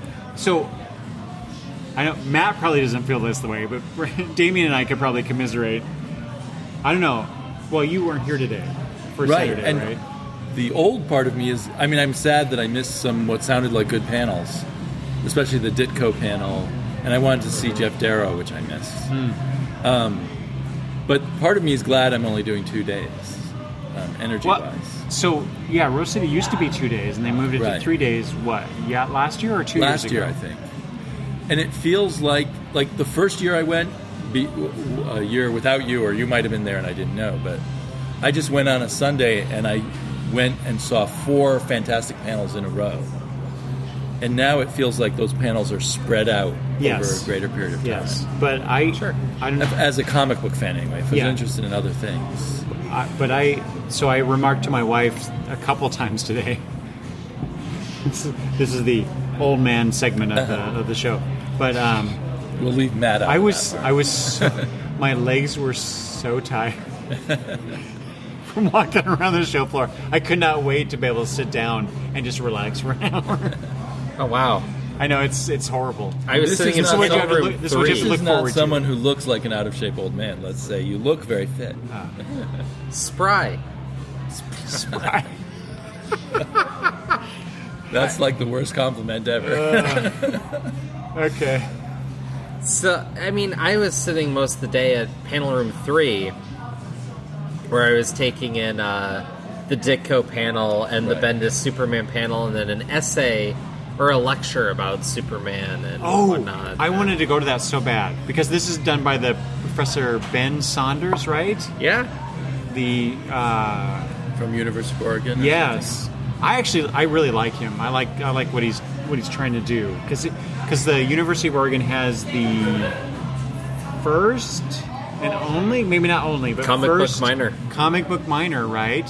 Comic book studies minor, or something like that. You right? know the best thing about him? He sounds like Ghost Critic. Oh, really? A little bit, yeah. Yeah. No, now that you mention that, yeah, that makes a lot of sense. But yeah. Let's hope Ghost Critic listens to this podcast. So tell me about that. What was there anything special about that, or anything Yeah. noteworthy? So I mean, 3 of these panels were him in some form or another. And so the Superman one was the one you were keying in on. It was interesting. They were talking about Superman through the ages. So it starts off with looking at Superman where he started, where he's kind of a socialist hero pushing against consumerism and the rich and all this. And talking about... Wait, you mean a social justice warrior? That would be the term now, yeah. Go on. And so he becomes more of a conservative hero, transformed through the war, being more mainlined because of the need and the congruity at the time to, fighting World War II, which they did allude to the fact that, that's also some of the more questionable stuff Superman did, pushing against the Japs and whatnot. That there's some of that there, and so you have to deal with that in his legacy. And then when you come out on the other side of the war, he was more conservative by nature. He was more truth, justice, and the American way, which came more from the radio show than the comics. Mm-hmm. And the very 50s attitude. Yeah, the Superman that Prager will point to, as opposed to the Superman that actually started, and more the conscious collective understanding of Superman's origin than what actually was Superman's origin, which is a fascinating point as well. And then kind of tracing it through the decades and how he became somewhat ridiculous and how they moved the verisimilitude of Superman to something more recognizable with Brine, a la an essay from... I keep forgetting his... Batman, Neil Adams, and... Oh, Danny O'Neill. Danny O'Neill wrote an essay about Superman that really defined John Byrne's run and how to make Superman... John Byrne. Sorry. It's just a why. Okay? I'm like, who the hell is John Byrne?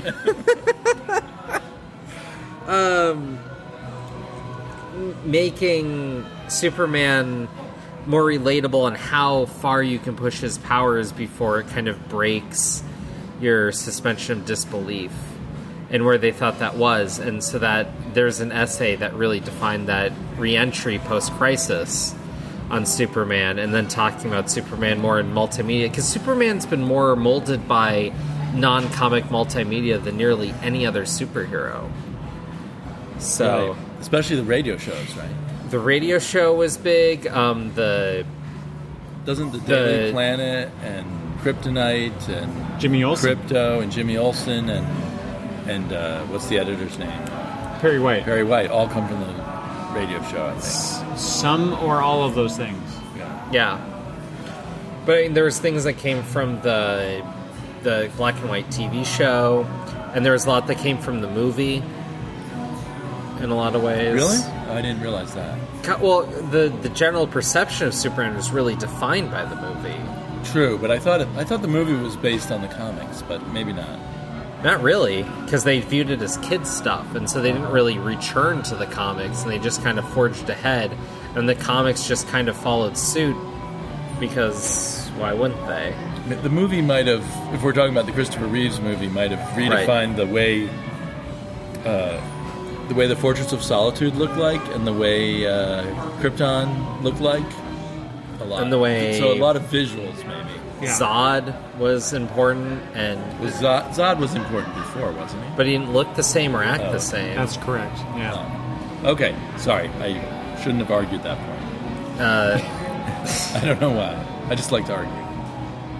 No, there's a lot brought in from a lot of different aspects and different levels in different ways, and it's interesting to talk about it. But the question I wanted to ask him, but I didn't get to the microphone in time, was he was talking about Superman as the myth and through decades and this very high level stuff, but he wasn't talking about the character really and the voice of it. And I wanted to know kind of what compared and contrasted across the decades of Superman and how that was viewed, because how did Superman kind of sound across the different decades, and how does that impact?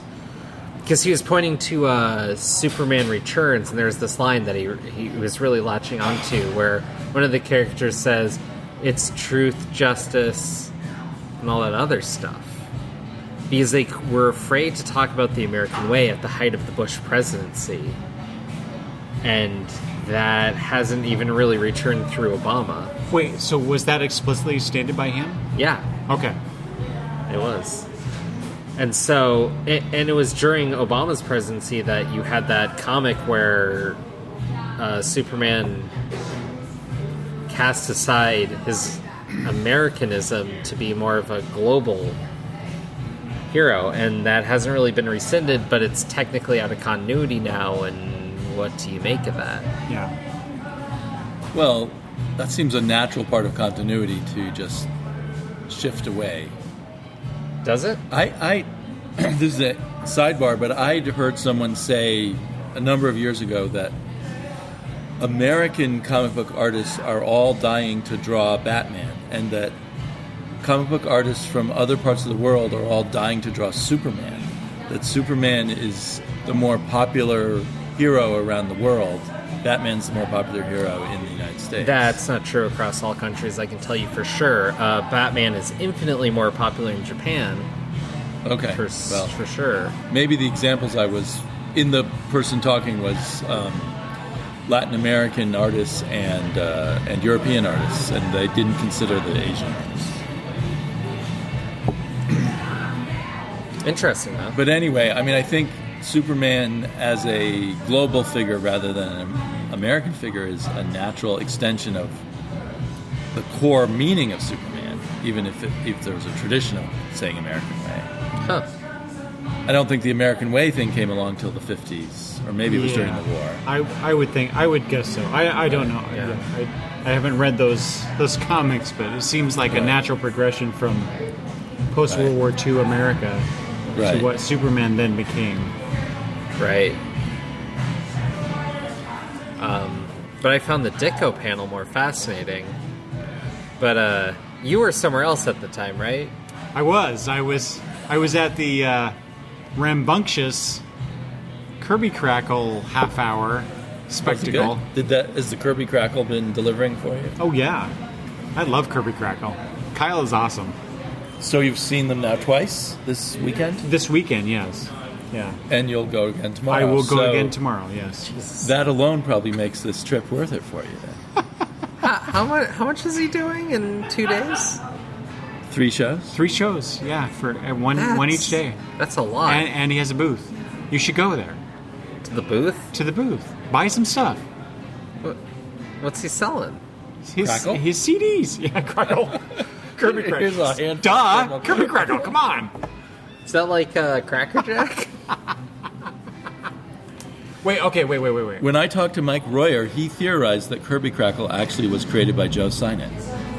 Or Sinnott, that's right. or Yeah, how yeah. you say his name. Yeah. Sorry. That is blasphemy, my friend. I know. Come on. But this was That's what Mike makes it Royer, fun. the ultimate Jack Kirby inker. Total Jack Kirby loyalist. So I could buy that, though. That might get some he thought heat. that Sinnott started doing it, and then Kirby saw it and liked it and just went with it. Yeah. Totally apocryphal, right? Yeah, no, it was just Royer said it was just his theory. Yeah. He said he wanted to talk to Sinnott about it. Okay, so wait. So I got to ask you guys. So have you not listened to Kirby Crackle? The band? The artist? I listened to one song about 5 years ago, so I have not really. I listened a little bit when I was hanging out with La Greca, but not a ton. Huh. So it's just not something that appeals to you guys, or? No, I would like to check him out live. Yeah. I'm not sure if I'm with my daughter while he's playing whether I'll get that chance. Yeah. Because she has a whole sound thing issues. If the sounds bother her, she probably would not have liked today because it was pretty loud, as Matt I think was about to allude to, or at least perhaps be explicit about. So when your thing was starting, I turned to someone next to me and said, "It sounds like there's a roller coaster in there," because we didn't hear any music. We just heard, "Woo, woo," and we're about to start a scintillating discussion about the art and writing and times of a certain artist of Steve Ditko, and really dig into it. And there's these hooligans a wall across from us making all this darn noise. Celebrating, I will say, Matt, celebrating Claremont and Byrne's X-Men run, at the very least. We can't celebrate Byrne anymore. He's a problematic figure. I Unlike celebrate Steve problematic Ditko. figures. I defend John Byrne and his crankiness. I don't care. No, it's not his crankiness. It's the white supremacy ties that people are a little more John comfortable Byrne with. has white supremacy ties? Supposedly. What? I think these kind of Supposedly. accusations are thrown around a little Yeah. crazily. I'd have Apparently, to hear more. if you go to the blog, there's some stuff. I don't know. I heard this on the that's too X-Men bad if that's podcast. All right. I think we should wrap this up. At least in terms of my show. Because I have to go to the bathroom soon. Yeah, me too. That's These always old a good guys. reason to end a podcast. Hey! Damn youngins. I'm willing to talk comics for as long as it takes. Anything else about Rose City Comic Con we went? Because it's, what the hell time is it? Closing in on Holy midnight. crap, it's almost midnight. It's almost time for our... Time to get for bed. started. Time to get started. When you're as old as I am, I won't... He's I won't young, s- folks. I won't speak for Damian. But, There's nothing worse than people quite a bit younger than you constantly saying, "I'm so old." yeah. Anyway, is there anything else that we want to mention about Rose City Comic Con 2018 this year? Got a buttload of Astro City. I'm impressed at how successful it is. It's clearly, despite our complaints about, 3 days, it's clearly getting plenty of people, enormous numbers of vendors, maybe not selling comics, but selling something. Yep. The Artists Alley area is enormous. It is amazing. It's like a maze to try to find. Well, your way through. besides that, it's the level of talent there is just amazing. Right. There's so many good, for lack of a better word, unknown artists out there Right. in Artist Alley. Right. that- And lots of well-known artists too. Well, that's Yeah, very like true. Joe Harris signed all my slingers. Really Yeah, nice. that's a big thing. I mean, I know everybody loves and adores their slingers collection. Only if I can get them for 25 cents. Exactly. Oh my god, Yeah, Matt. that's worth $1 a piece at least. Matt, how much did you spend on those slingers? Full price. I got them when they came out. Oh, okay. This is from your own collection. Yeah. Okay. I actually, now that you mention it, I brought an issue of Warlock For Starlin? for Starlin, Yeah. and every time I've gone by his table, either he's not been there, or the line is like hugely long. I got Bendis at the right time. He just appeared at his table, and I had to wait through 3 people to get to him. Oh my God! See, I'm hoping for tomorrow, so I'm going to bring the issue tomorrow, but I'm hoping tomorrow that I'll have some success there. If it's like other years, Sunday's pretty slow. Yeah, so yeah, should that's what I'm help. hoping. But considering, I think how successful Rose City has become now that it's a 3-day show, especially.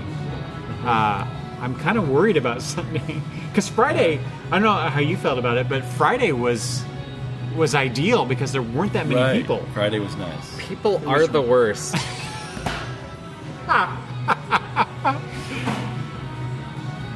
But there was a lot of interesting cosplay, really cool cosplay that we saw today because of all the people.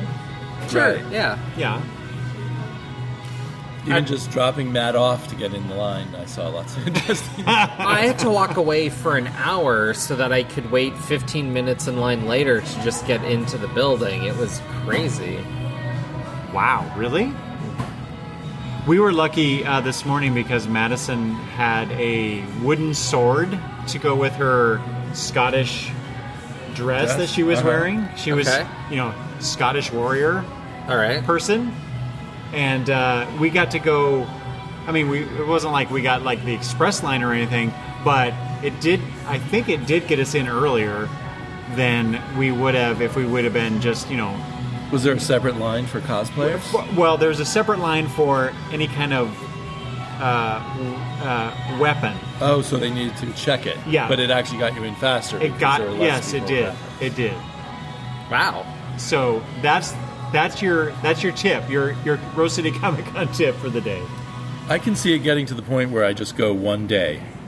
Yeah. Just because the crowds may be too much. I think they need to sell a Saturday Sunday pass. That would make sense. That would be ideal for me. Yeah. So do they only sell one day or 3 days? It's either each day or all 3 days. Right. I think they should just sell a crotchety old man pass where you're allowed in each day, but only like 3 hours a day. And they provide a wheelchair.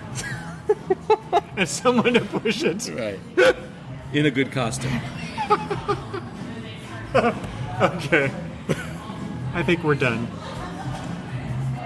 All right, that's it. We're done, right? Cheers. Yes. Cheers. Prost. Prost. Sláinte.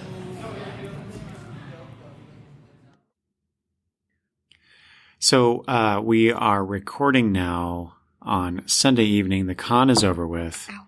Instead of doing it the morning after, because we have to get up early to go drive back home, I decided to do it tonight. Madison gave a big thumbs down because we have to go home, and I agree. Well, I want to go home for gymnastics anyway. Well, that's true. You have gymnastics that evening, so we Yes. gotta be home. I gotta be home because I want to watch the finale of So You Think You Can Dance. Wait, I'm missing that? Apparently, you are.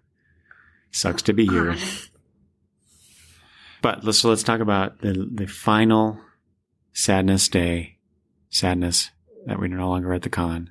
Rose City Comic Con 2018. So we got up late. We usually, when we go to these cons, we're right there when the doors open. So we maximize our day, get our money's worth, do all this stuff, right? But we were all very tired after Saturday. Me especially, because I went out and had some fun with Damian and Matt afterwards, after dinner. And Saturday was night. out very late.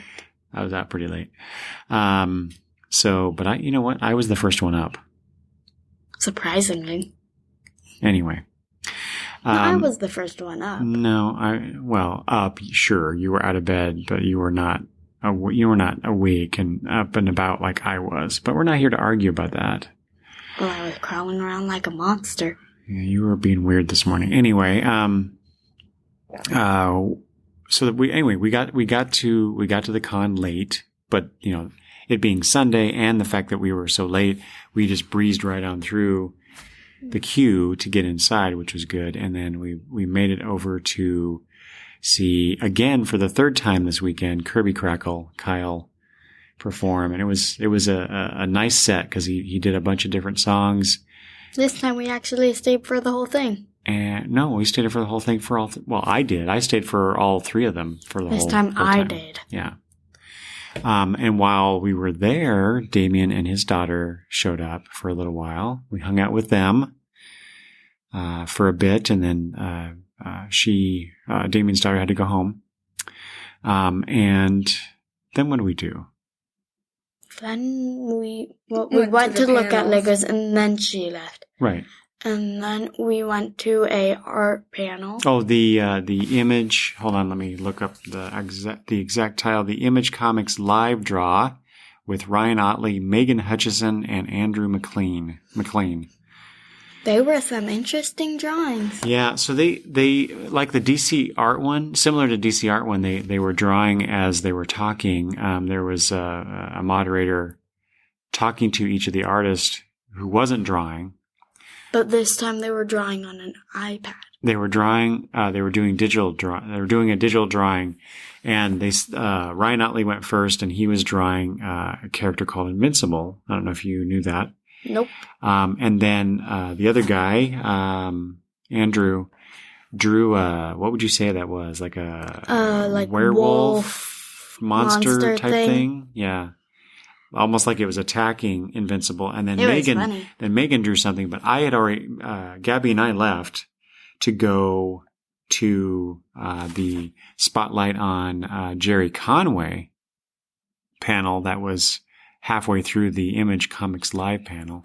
So I missed, what Megan drew. So what did she draw, Madison? So on the werewolf monster thing, she drew a mermaid, like riding on the werewolf, Writing on it? like holding on, and just like her Oh, tail okay. was over the arm, and she was just like, wee. That's funny. I wish I could have seen that. Mm-hmm. Okay. So then once she had done that, was that pretty much the panel? Yeah. Yeah. And then what'd you go do after that? After that, we kind of just walked around, ate pizza. Well, that comes a little bit later. Yeah. We went and looked at some Supernatural shirts. Oh yeah. Yeah.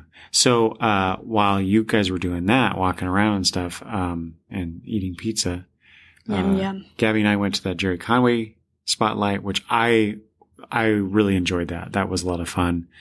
I'm going to talk about that a little bit more, in my solo, summary of the Rose City Comic Con. What did you think of that conversation, Gabby? Were you just bored out of your mind, or did you find any of it interesting? Actually, I found it all interesting because they were mainly talking about Spider-Man, and Mhm. I really like Spider-Man in general. Mm-hmm. Yeah. I thought it was about the Besides Legends Supergirl. of Tomorrow. No. Oh. I don't know why you thought that. Oh. Because that's So- what I thought the name was. No. So I liked it. I actually loved it. Yeah. But I missed some of it. That was disappointing, but I liked it. Yeah. Why'd you miss You didn't miss anything. When I went to the bathroom. Oh, yeah. Well, okay. So then after that was done, so Grandma had told me that she was getting pizza, and I was really hungry. Pizza, pizza. So, Too. Gabby and I left that panel, went and found you guys, and then we had some pizza. It was the most delicious thing on the entire planet at that moment to me. So I was very appreciative that Kitra had gotten that. And then what did we do? Because that was Well, me the and Jerry Conway panel was my last panel. Gabby and I did. Oh yeah, you and Kitra went to what? We The went puppet thing, to a puppet museum show. right? So apparently On there's the a puppet museum in Portland, On and the they were putting on a show. on the Playfair show. Yeah, stage. Like, stage. Yeah, Sorry. where Kyle was. Yes, and then they were doing songs, and some kids like volunteers, which were the kids. Did you volunteer? No. Oh. Gotta come up and Did you want to volunteer and you just didn't get No. to, or you just didn't want to at all? I just didn't want to. I wanted to watch. just want to sit and watch. Yes. Okay. So while and you were they doing that, walked why- around and while you were danced doing and that, Gabby and I went and I did some more shopping, comic shopping. I found a few more All-Star Squadron issues. stuff. Yay. And we met up with Matt and Damian. Why 'Cause did you they- guys meet up with them? They were looking at comics too. And so we hung out for a little bit, and then they had to leave because it was time for Matt to go back to Colorado. so far. Yeah. And I think that was about it. Then we got back together with you guys, you and Kitra, and basically called it a day, didn't we? We actually left I thought about we did. Oh no, wait. But before we met up, me and Grandma went and said thank you for Oh yeah. Mm-hmm. Go ahead. the comics I got from and children's books I got from Sebastian, and then he gave me some more free comics. Yeah, so that makes him having been mentioned now all the times that we've talked about our time at the con. So he made quite an impression on you. Yes, he did. Okay. And then we, right before we left, we decided to go say goodbye to Kyle. Once again, he gave us all high fives, which I thought was pretty cool. Yeah. And, oh yeah, I just remembered. I got a picture with Bat Duck. Oh yeah, there was, so the University of Oregon Duck was roaming around the con during the weekend dressed up as Bat Duck. And you saw it and wanted to get a picture with him, so we did that. Yeah. Okay. Anything else? Yeah. When Grandpa was shopping for comics, I saw a really cool Riddler costume and quite a few Doctor Strangers. Oh yeah. Yeah. What other cool cosplay did you see today, Madison? Well, today I saw I can't remember her name. Keep blanking out on her name. It was something Rabbit. Jessica Rabbit. Jessica Rabbit. When we were in line walking up, she had the fake hair. Yep. On She and looked a lot like the cartoon version. Yeah. Mm-hmm. And the dress was very sparkly. Very sparkly. Yeah. I thought that was pretty good. Yeah. And then yesterday, I think, since I forgot about this, but yesterday it was Friday. I saw this person dressed up as Castiel from Supernatural. Oh yeah. Mm-hmm. AKA Cass. Mm-hmm. Right. I saw a couple today too. Yeah. I only saw one. I can't think of any notable cosplay. I mean, myself. I from kept today. seeing Harry Potter and Wonder Woman's. Yeah. Oh yes, and when we were at the puppet thing, me and Grandma, we saw this little girl dressed up as a Harley Quinn. Mm-hmm. It was really cute, and her hair had I think hair dye in it too. Yeah. It was nice. Okay. And I also saw one of Grandpa's favorite sidekicks, Nightwing costumes and Robin, and a lot of Batmans. Nightwing is not a sidekick. But he was. Nightwing was Robin. He turned into Nightwing. I think he turned into Batman. Yeah, I think most of my listeners know this already. Maybe not. Okay. I think that's it. So what do you think? Another Comic-Con done. It was pretty cool. How does this one rate, say, compared to last year's? Better? About the same? Actually, a lot better because there's a lot of different things than last year's. And I really like seeing different things than see the same thing each. That's true. They did make some changes to the con, which is good. I mean, they didn't have the arcade this year. Yeah, that's the thing I was going to mention specifically. So they didn't have the retro arcade that they had last year, which bummed Madison out. But I don't care. I don't care that they didn't have it from my own standpoint. So I'm sorry that you were disappointed though. Grandma would have liked that. That's true. Yeah, she would have liked that too. Again. But you got to change things up to make the con interesting, especially for people like us who seem to go every year. But people like us like arcade games. Yeah. All right. Well, instead they had this. Are we going to go again? Yeah. This time we need to go to Emerald City Comic Con though. But this is about Rose City Comic Con. Fine. No, but because if we're gonna open that door, there's a bunch of other cons I would like to go to. I would like to go to the one you went to by yourself. Heroes Con? Yes. Oh my gosh, I would love for you guys to go to that one. That's so much fun. As long as I can dress up for that one. Yeah. Okay. Well, I think that's it. Another con behind us, and we will do this again some other time. All right, girls, say bye-bye. Peace out. Peace. Well, I hope you enjoyed all that discussion from the various people that I talked with about Rose City Comic Con. As for my final thoughts about the Rose City Comic Con, I always enjoy going to cons, and Rose City has become our new favorite con. From the two somewhat local, I'm talking about Seattle, Portland area. As we discussed I think we discussed this. It's all become a blur in my discussion with Matt and Damian, or this might have been something that we just kind of talked about outside of the recording. I don't remember, guys. I'm sorry, but Emerald City has just gotten too big for us. Although we do want to go back eventually, and Rose City for me, I think I talked about this, but 3 days is almost too much just because I'm old and I get tired easily these days. So, boy, if they ever go to 4 days, I don't know that I'll attend a 4-day con anymore. I think 2 full days is probably good enough. However, kind of depends on what I want to accomplish. And this year for Rose City Comic Con, I was in a shopping mood again, and I wanted to find some stuff. A few days before we went, I went through my comics and was trying to pick out some things that I wanted to get more of. And the 2 titles that I kind of landed on was the post-crisis George Perez Wonder Woman run.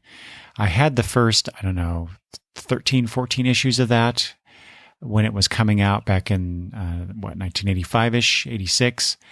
And for some reason I dropped it. I don't know why. I can't remember why I did it. It was kind of foolish.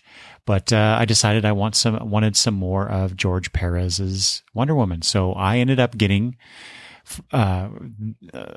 easily so for the most part, the next, up to issue 24. So that's what I wanted to get. I don't know that I want to get more than that. I'll have to go read through those and see if I want more. But the other one I really wanted was All-Star Squadron. And I have been eyeing getting All-Star Squadron for years. I have one of those Showcase Presents black and white collections, but I don't know. I've been really kind of nostalgic for late 70s and 80s through the mid 80s comics, and All-Star Squadron was one of those. And so I pulled the trigger and decided I wanted to get those. Ended up getting 16, 17, 18 issues, something like that. A good chunk of them. I got about a third of what I need to get. I already had about 3 or 4 issues already, including issue number 1. But I got a good chunk of that. I'm looking forward to finding more. I know I can find those at other comic shops as well, so I'll be on the lookout for those now and spending some money there. In addition to those 2 titles, I have a wish list, of course, just like any comic collector does.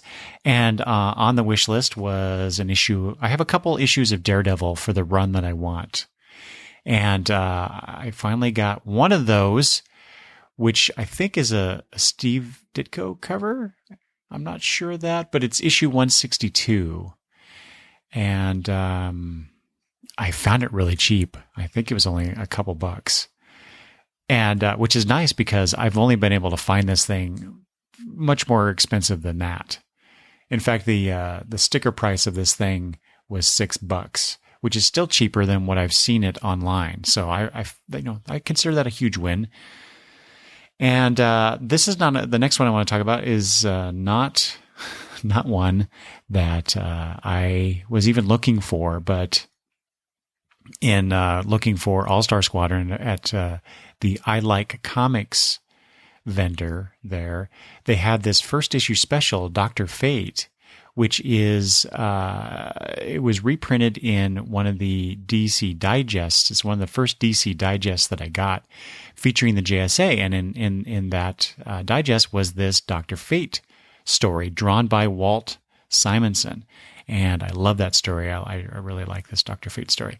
And this was sticker price at $8. It's a 25-cent comic, but I got it for $1. So huge win for me right there. And then I also I saw that Xander Cannon was at Rose City Comic Con, and I kept walking by his table. He was never there. For the times that I was out wandering the show floor, but he had his Kaiju Max first trade for $10, his season 1, and Sleepy Reader 666 Damian has recommended that series to me, and I thought, well, for $10, I should get this. So I kept walking by his table throughout the weekend, hoping to catch him, and then finally Sunday he was there.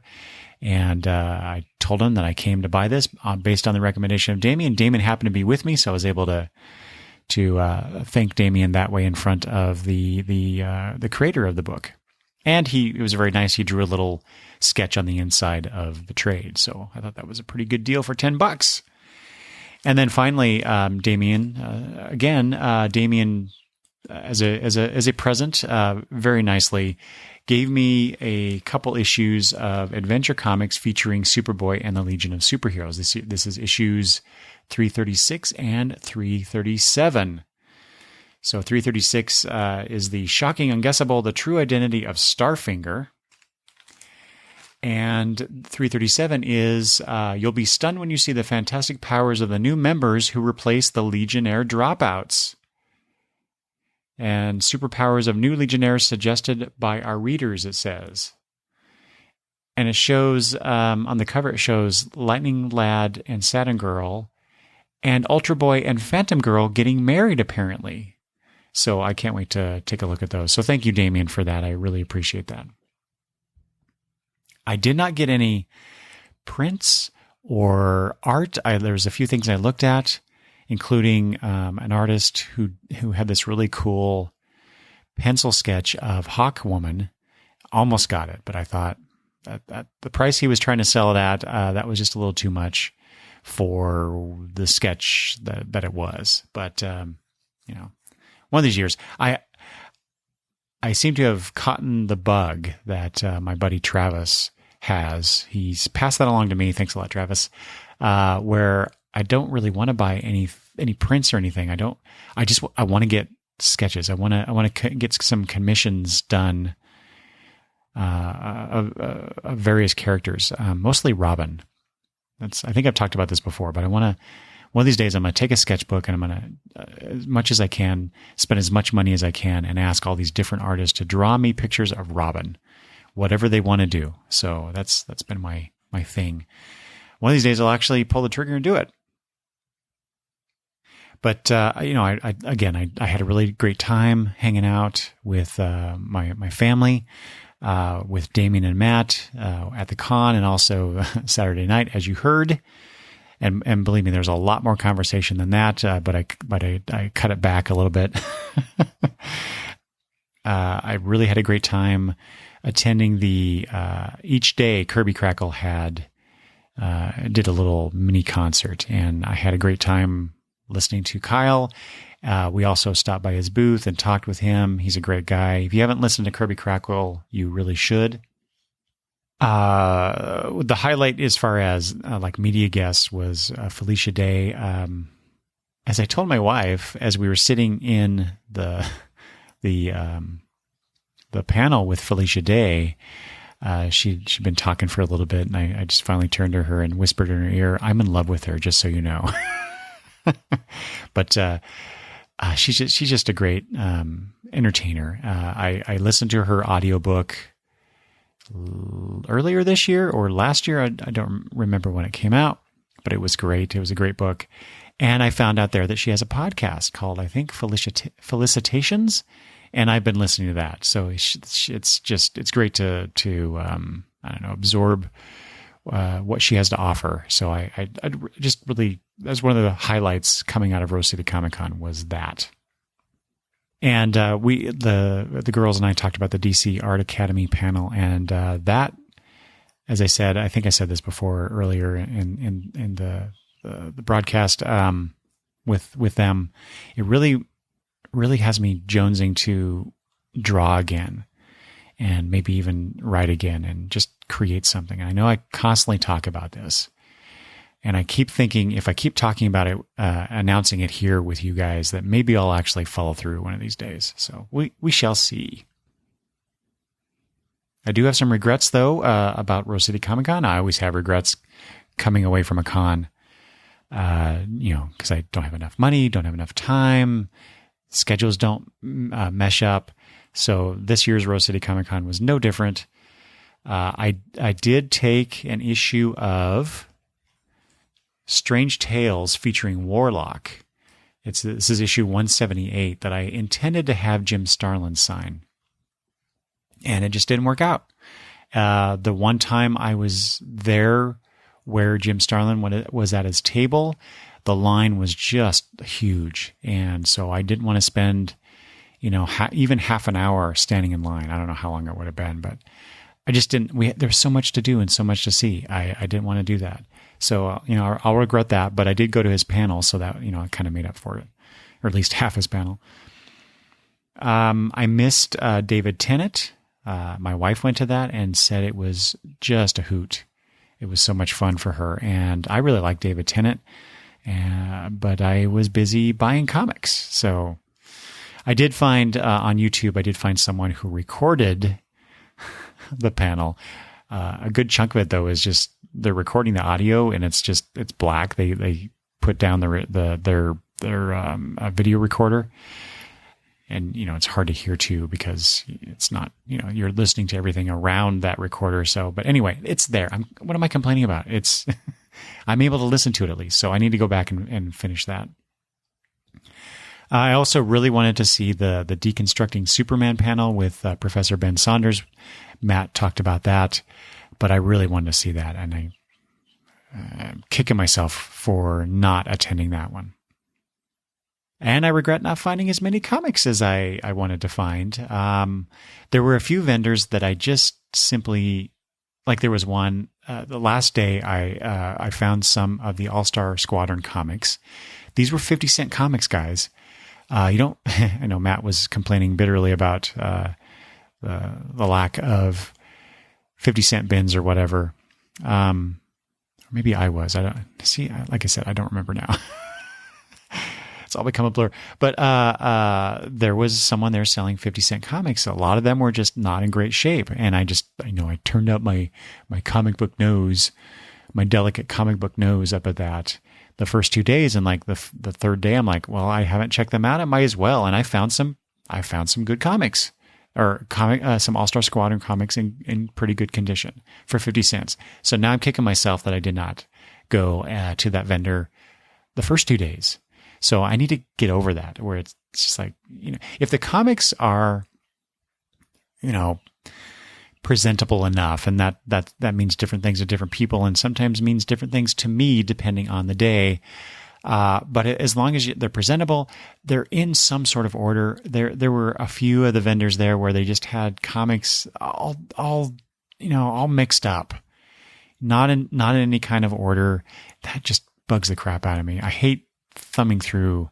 I did though one because the guy said, yeah, I remember seeing some All-Star Squadron in the DC boxes that were not in order. I never found any. But I just need to go. I need to just let that go and go look and find the stuff, spend the time and find the stuff. So I'll regret that. But I'll keep looking. That's part of the fun too, is the search, the find.